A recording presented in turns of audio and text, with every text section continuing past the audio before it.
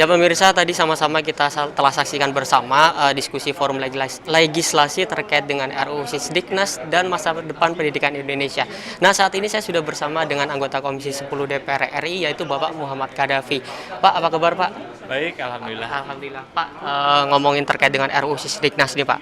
Draft ini kan sebenarnya belum diterima di DPR seperti yang tadi dibahas, tapi polemik sudah ada Pak, seperti madrasah katanya dihilangkan dan sebagainya. Nah, dari DPR sendiri itu menanggapinya harusnya seperti apa Pak?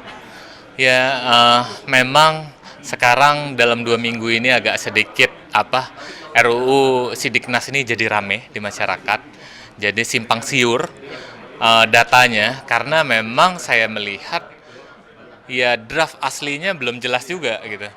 Kenapa saya katakan seperti itu? Ya mitra dari Kemendikbud sendiri itu belum punya draft dari RUU Sidiknas tersebut. Nah, terjadi polemik seperti halnya kehilangan, mungkin ada hilang kata-kata madrasah. Ini kan menjadi kekhawatiran teman-teman pendidikan di bawah Kementerian Agama, di mana kita pahami bersama sekarang ini kan banyak kecemburuan, disparitas yang cukup luar biasa dalam aplikasi proses pendidikan di Kemenak dibandingkan dengan Kemendikbud. Yang di Kemendikbud seperti apa, di Kemenak seperti apa. Apalagi sekarang didorong sekolah-sekolah itu berbasiskan teknologi. Nah, ini juga menjadi semakin membuat gap yang cukup luar biasa pendidikan di bawah Kemenak dan Kemendikbud. Mudah-mudahan kekhawatiran kita bersama bisa cepat terang benderang dan ketakutan di masyarakatnya bisa cepat selesai. Pak, tadi juga di pembahasan didiskusikan juga dibahas Pak. RUU Sisdiknas ini sebenarnya tidak perlu terburu-buru Pak untuk dimasukkan ke dalam prolegnas prioritas seperti ini. Nah, seperti itu urgensinya seperti apa sih Pak RUU Sisdiknas ini sendiri Pak untuk saat ini Pak? Ya, RUU Sidiknas memang secara usia udah cukup lama. Dia udah 19 tahun. Kan tahun 2003 dulu.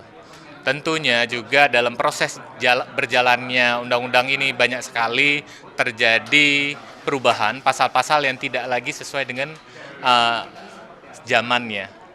Makanya kalau pendapat seperti halnya Thomas Kahn bahwa suatu teori itu dibuat pada zamannya dan jika tidak sesuai maka harus dirubah sesuai pada zaman. Itulah paradigma ilmu pengetahuan. Oleh karena itu saya rasa Undang-Undang Sidiknas ya sangat relevan jika memang mau dirubah. Tetapi harus dilihat prosesnya harus sesuai, bisa berjalan dengan baik dan bisa menjawab tantangan zaman ke depan. Kita pahami bahwa pendapat Plato, tujuan pendidikan itu sama dengan tujuan satu negara didirikan. Jadi kalau salah dalam tujuan pendidikan sama dengan salah tujuan dari kita bernegara. Nah, ini ya harus kita persiapkan dengan matang, jangan terburu-buru, harus kita lihat, harus kita observasi secara mendalam, menukik ke bawah, kita lihat permasalahan yang ada, dan kita munculkan suatu gagasan baru untuk menjawab tantangan di mana kita sedang menghadapi bonus demografi, masa kemasan bangsa kita. Nah, selain tadi menjawab tantangan Pak, mungkin terakhir yang sesuai dengan tema RUU Sisdiknas dan masa depan pendidikan Indonesia. Nah, selain itu harapannya untuk RUU Sisdiknas ini untuk masa depan pendidikan Indonesia itu seperti apa Pak? Tentunya kita menginginkan Undang-Undang Sidiknas ini bisa menjawab paradigma-paradigma besar dan bisa membawa suatu perubahan baru yang inovatif dan juga kompetitif dan juga ini menjadi suatu dasar yang cukup bermanfaat untuk loncatan pendidikan di Indonesia. Ya, pemirsa, Bapak terima kasih atas waktunya Pak ya. Pemirsa, itulah tadi bincang-bincang saya dengan salah satu anggota Komisi 10 DPR RI, Bapak Muhammad Kadafi.